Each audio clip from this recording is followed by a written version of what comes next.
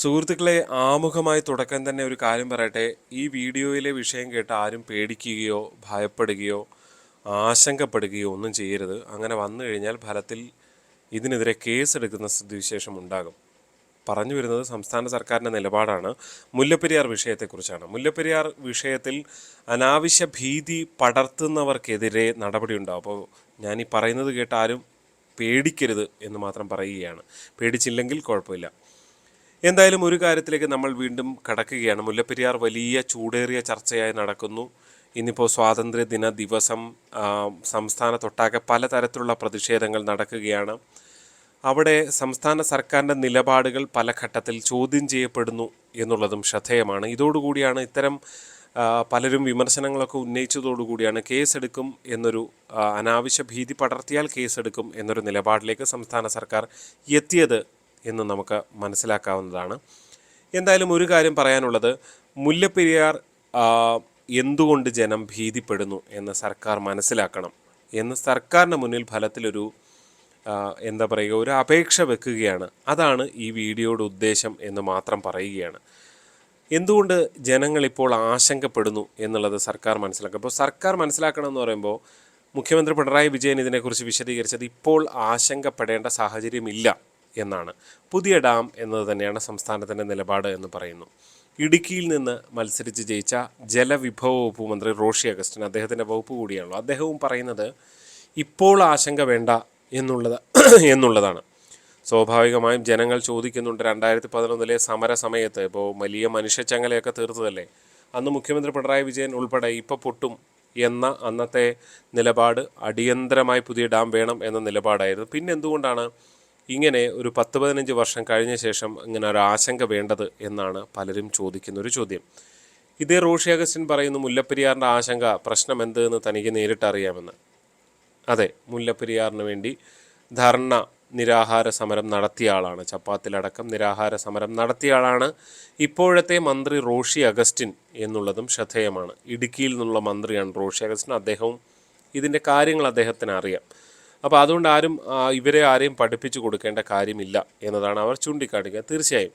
പക്ഷേ ഇതുവരെ ഉണ്ട് എന്ന് പറയുന്ന വലിയ ആശങ്ക, അത് എന്തുകൊണ്ടാണ് ഇപ്പോഴില്ലാതാകുന്നത് എന്നതാണ് സാധാരണ ജനങ്ങൾ പല വീഡിയോകളുടെയും താഴെ കമൻറ്റുകളായി ചോദിക്കുന്നത്. അവരുടെ ആശങ്ക ആരെങ്കിലും, ഇപ്പോൾ റസൽ ജോയി എന്ന് പറയുന്ന ഒരു അഭിഭാഷകൻ ഉണ്ടാക്കിയാൽ മാത്രം ഉണ്ടാകുന്നതാണ്. അപ്പോൾ റസൽ ജോയിയൊക്കെ പൊളിച്ചടക്കിക്കൊണ്ട് CPM അനുകൂല മാധ്യമപ്രവർത്തകർ പലതും പറയുന്നുണ്ട്. കാരണം മുല്ലപ്പെരിയാറിനെതിരെ റസൽ അതിന് ഡാം പുതിയത് വേണമെന്ന് ആവശ്യപ്പെട്ടുകൊണ്ട് അദ്ദേഹം സുപ്രീം കോടതിയെ സമീപിച്ചപ്പോൾ ആ ഹർജി തള്ളിക്കളയുകയാണ്. റസൽ ജോയിയുടെ ഒരു വാദവും ജയിച്ചില്ല എന്നൊക്കെ പറഞ്ഞുകൊണ്ടാണ് പല CPM അനുകൂല, CPM കൂലിയെഴുത്തുകാർ എന്ന് നമുക്ക് പറയാവുന്ന പലരും ഫേസ്ബുക്കിൽ വിശദീകരണ കുറിപ്പ് എഴുതുന്നത്. തീർച്ചയായും ഒരു സുപ്രീം കോടതി വിധി അങ്ങനെയുണ്ട്. പക്ഷേ ഇപ്പോഴത്തെ സംശയം അതാണ്, എന്തുകൊണ്ട് ജനങ്ങൾ പേടിക്കുന്നു എന്നത് സർക്കാർ മനസ്സിലാക്കണം. വയനാട്ടിൽ, നമ്മുടെ നാട്ടിൽ പലയിടത്തും ഉരുൾപൊട്ടൽ ഉണ്ടാകാറുണ്ട്. പക്ഷേ വയനാട്ടിൽ ഇത്തവണ ഉണ്ടായതുപോലെ അതിഭീകരമായൊരു ഉരുൾപൊട്ടൽ കേരളത്തിൻ്റെ ചരിത്രത്തിൽ തന്നെ ഫലത്തിൽ ഉണ്ടായിട്ടില്ല എന്ന് തന്നെ പറയേണ്ടി വരും. 500-ലധികം മനുഷ്യർ, എത്ര മനുഷ്യർ മരിച്ചു എന്ന കണക്ക് നമ്മുടെ മുന്നിലില്ല. ഇനിയും മൃതദേഹങ്ങൾ കിട്ടാനുണ്ട് എന്നുള്ള യാഥാർത്ഥ്യവും നിൽക്കുന്നു. നമ്മൾ അവിടെ പല മുന്നറിയിപ്പുകൾ നൽകിയതാണ്. പക്ഷേ ആ മുന്നറിയിപ്പുകളിലൊന്നും പലതരത്തിലും വേണ്ട തരത്തിൽ സർക്കാർ സംവിധാനങ്ങൾ ഉണർന്ന് പ്രവർത്തിച്ചിട്ടില്ല എന്നുള്ള വിമർശനം അവിടെ പ്രധാനമായി തന്നെ ഉയർന്നു നിൽക്കുകയുമാണ്. ഇനി സർക്കാർ എന്തെങ്കിലും ആയിക്കോട്ടെ, അവിടെ മനുഷ്യർ മരിച്ചു എന്ന യാഥാർത്ഥ്യം നമുക്ക് അംഗീകരിക്കാതെ മുന്നോട്ട് പോകാൻ കഴിയുമോ? ഒരു തരത്തിലും കഴിയില്ല എന്നുള്ളതാണ് യാഥാർത്ഥ്യം. അവിടെയാണ് ഇത് ഇപ്പോൾ ഭൂകമ്പ സാധ്യതാ പ്രദേശമാണ് മുല്ലപ്പെരിയാർ ഡാം എന്നൊക്കെയുള്ളതാണ് അവിടുത്തെ ഒരു പ്രധാനപ്പെട്ട ഇതുവരെ ഉണ്ടായിരുന്ന ആശങ്കയായി ചൂണ്ടിക്കാട്ടപ്പെടുന്നത്. അവിടെ അതിവൃഷ്ടി, ഇപ്പോൾ മുഖ്യമന്ത്രി പിണറായി വിജയൻ അടക്കം മഹാപ്രളയത്തിൻ്റെ കാരണവും ഇപ്പോൾ വയനാടിൻ്റെ ദുരന്തത്തിൻ്റെ കാരണവുമെല്ലാം അദ്ദേഹം ആവർത്തിച്ച് വിശദമാക്കുന്നത് അതിവൃഷ്ടി എന്നുള്ള പ്രശ്നമാണ്. അത് ഈ മുല്ലപ്പെരിയാറിൽ അതിവൃഷ്ടി ഉണ്ടായിക്കൂടെ? അതിവൃഷ്ടി ഉണ്ടായാൽ പെട്ടെന്ന് നമുക്ക് കൺട്രോൾ ചെയ്യാൻ കഴിയാത്തൊരു സ്ഥിതിയിലേക്ക്, ഇപ്പോൾ ഡാമുകൾ 2018 അങ്ങനെ നിറഞ്ഞു വരുന്നൊരു സാഹചര്യം ഉണ്ടായിട്ടുണ്ടല്ലോ, അങ്ങനെ ഉണ്ടായാൽ എന്തു ചെയ്യും? ഇത്തരം ആശങ്കകളാണ് ജനങ്ങളുടെ മനസ്സിലുള്ളത് എന്നുള്ളതാണ് ഏറ്റവും പ്രധാനപ്പെട്ടത്. അതിലൊരു കാര്യം എടുത്തു പറയേണ്ടത്, ഇത്തരം ആശങ്കകൾ സാധാരണ പല വിഷയങ്ങളിലും വരുമ്പോൾ മുഖ്യമന്ത്രി ഉൾപ്പെടെയുള്ളവർ വിശദമായി ആ വിഷയത്തിൽ കാര്യമായി എന്തുകൊണ്ട് ഇങ്ങനെ പൊട്ടില്ല, ഇപ്പോൾ പൊട്ടില്ല എന്ന് വിശദീകരിക്കാർ സാധാരണഗതിയിൽ പലപ്പോഴും ചെയ്യാറുണ്ട്. പക്ഷെ അത് ഇവിടെ ചെയ്തില്ല. അതായത് ആശങ്ക വേണ്ട എന്നുള്ളൊരു വാചകത്തിനപ്പുറത്തേക്ക് കാര്യമായി ഒന്നും പറയാൻ സർക്കാർ തയ്യാറായിട്ടില്ല എന്നുള്ളതാണ്.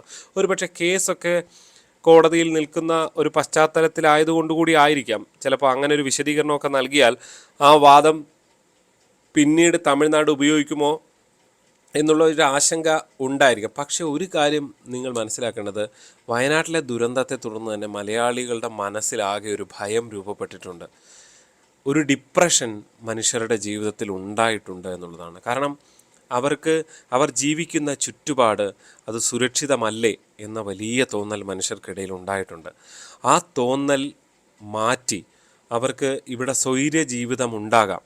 കാരണം ഈ വലിയ മഴയെക്കുറിച്ച് നിങ്ങൾ തന്നെ പറയുന്ന വാചകങ്ങളിൽ ഭയപ്പെടുകയാണ്. ഇപ്പോൾ മഴയും ഹൈ റേഞ്ചും ഒക്കെ കണ്ടു കഴിഞ്ഞാൽ മനുഷ്യന് സങ്കടം വരികയാണ്. മനുഷ്യൻ വിനോദയാത്രയ്ക്ക് പോയിക്കൊണ്ടിരുന്ന സ്ഥലങ്ങളാണ് ഇത്തരം ഹൈ റേഞ്ചുകൾ. അതിനെക്കുറിച്ചുള്ള ദൃശ്യങ്ങൾ മനുഷ്യൻ്റെ മനസ്സിൽ വലിയ പ്രതീക്ഷയും സന്തോഷവും ഒക്കെയാണ് പകർന്നുകൊണ്ടിരുന്നതെങ്കിൽ ഇപ്പോൾ ഈ മഴയും ഈ ഹൈ റേഞ്ചിലെ കാഴ്ചകളുമൊക്കെ മനുഷ്യനൊരല്പം ആശങ്കയോടുകൂടി കാണുന്ന സ്ഥിതിയാണുള്ളത്. അത് കേരളത്തിൽ കഴിഞ്ഞ കുറച്ച് വർഷങ്ങളായി തുടർച്ചയായിട്ടുണ്ടായ ദുരന്തങ്ങളാണ് അതിന് കാരണം. മഹാപ്രളയമായിക്കോട്ടെ, അതിന് ശേഷം വന്ന വലുതും ചെറുതുമായ പല വെള്ളപ്പൊക്കങ്ങൾ, അതിനുശേഷം പുത്തുമല, ഒപ്പം തന്നെ മൂന്നാറിലുണ്ടായ ഉരുൾപൊട്ടൽ, പെട്ടിമുടിയിലെ ഉരുൾപൊട്ടൽ, കൂട്ടിക്കൽ ദുരന്തം, അങ്ങനെ എത്രയെത്ര ദുരന്തങ്ങൾ ഉണ്ടായിട്ടുണ്ട്. കവളപ്പാറയിലുണ്ടായ ദുരന്തം, ഇതെല്ലാം മനുഷ്യൻ്റെ മനസ്സിൽ ജീവിക്കാൻ പറ്റാത്തൊരു നാടായത് മാറുകയാണോ എന്നൊരു ഭയം രൂപപ്പെട്ടിട്ടുണ്ട് എന്ന യാഥാർത്ഥ്യമാണ്. അതുകൊണ്ട് തന്നെ സർക്കാർ ചെയ്യേണ്ടത് ഈ ആശങ്ക, നിങ്ങൾ ആശങ്ക വിതയ്ക്കരുത് എന്ന്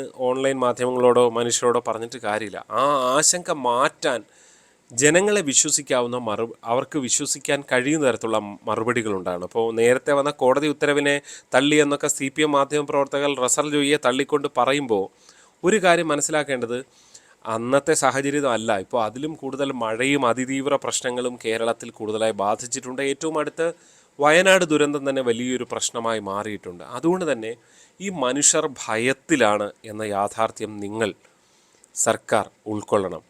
സർക്കാർ കൊടുക്കുന്ന ഒരു ഉറപ്പിലൂടെ മാത്രമേ ഈ മനുഷ്യർക്ക് ഇവിടെ ജീവിക്കാൻ കഴിയുകയുള്ളൂ. ഇത് കേവലം വയനാട് പോലെയല്ല, പല ജില്ലകളും ഇല്ലാതാകുമോ എന്ന ആശങ്ക പോലും പലപ്പോഴും ഉണ്ട്. മാത്രവുമല്ല, കർണാടകയിലെ തുംഗഭദ്ര അണക്കെട്ടിലുണ്ടായ ദുരന്തം സുർക്കി മിശ്രിതം കൊണ്ടുള്ള ഒരു അണക്കെട്ടാണ്. അതും അവിടെയും ഡാം പൊട്ടുന്ന നിലയിലേക്ക് വന്നതാണ് ആശങ്കയ്ക്ക് കാരണം. അതുകൊണ്ട് ആ നിലയിൽ നിങ്ങൾ ഈ വിഷയത്തെ പരിഗണിക്കണമെന്ന് താഴ്മയായി അഭ്യർത്ഥിക്കുകയാണ്. ഇതിൽ അടിയന്തര നടപടികൾ ഉണ്ടാകണം. അപ്പോൾ നിങ്ങളുടെ അഭിപ്രായം എന്താണ് എന്ന് കമൻറ്റായി രേഖപ്പെടുത്തുക. ചാനൽ സബ്സ്ക്രൈബ് ചെയ്തിട്ടില്ലെങ്കിൽ സബ്സ്ക്രൈബ് ചെയ്യണം. നന്ദി.